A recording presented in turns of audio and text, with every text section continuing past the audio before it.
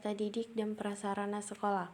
Manajemen peserta didik dan prasarana sekolah adalah proses pengelolaan kegiatan peserta didik agar mendukung pembelajaran dan pengelolaan fasilitas sekolah untuk mencapai tujuan pendidikan.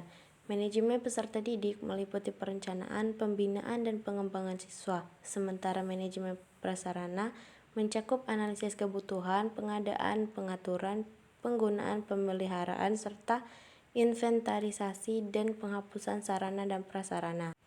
Yang kedua, tujuan manajemen peserta didik. Yang pertama, kelancaran proses belajar mengajar, mengatur dan mengelola kegiatan-kegiatan peserta didik agar proses belajar mengajar dapat berjalan dengan lancar, tertib, dan teratur. Yang kedua, pencapaian tujuan pendidikan, membantu tercapainya tujuan pendidikan sekolah dan tujuan pendidikan secara keseluruhan melalui kegiatan yang mendukung pembelajaran.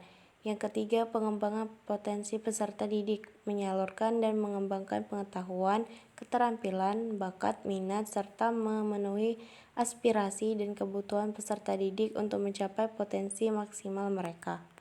Selanjutnya, tujuan manajemen prasarana sekolah. Yang pertama, pemanfaatan optimal, memastikan sarana dan prasarana pendidikan dimanfaatkan secara efektif dan efisien, sehingga sumber daya tersebut dapat digunakan secara maksimal untuk mendukung proses pembelajaran. Yang kedua, dukungan pembelajaran, memfasilitasi kegiatan pembelajar dengan menyediakan dan memelihara fasilitas yang memadai seperti alat peraga untuk mata pelajaran.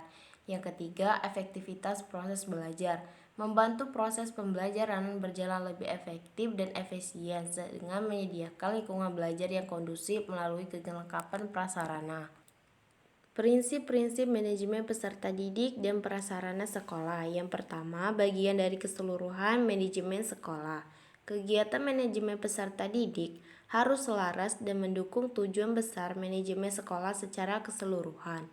Yang kedua, misi pendidikan. Setiap kegiatan pengelolaan harus memiliki misi pendidikan untuk mendidik dan membantu perkembangan siswa.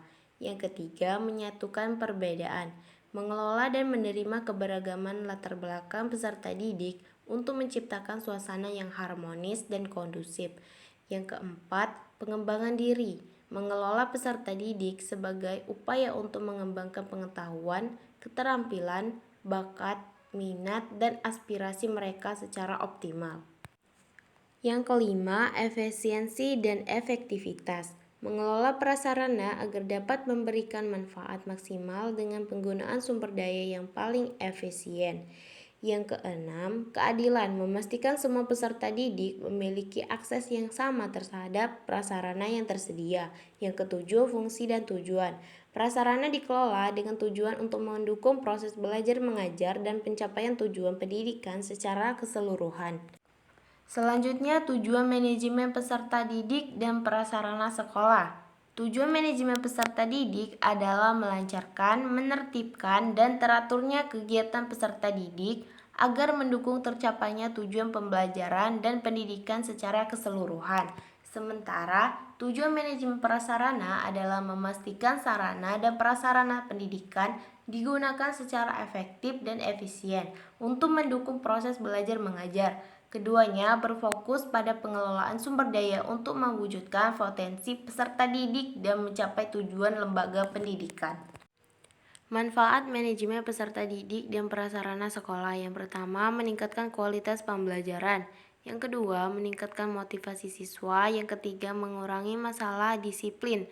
Yang keempat, meningkatkan kepuasan siswa. Adapun manfaat manajemen prasarana sekolah, yang pertama, meningkatkan efisiensi. Yang kedua, meningkatkan keselamatan.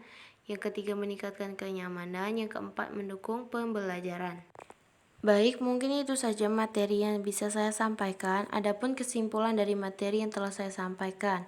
Manajemen peserta didik yang efektif dapat membantu meningkatkan kualitas pembelajaran dan motivasi siswa.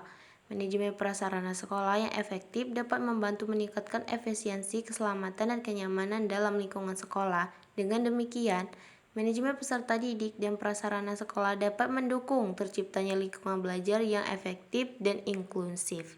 Sekian materi yang dapat saya sampaikan. Saya akhiri. Wassalamualaikum warahmatullahi wabarakatuh.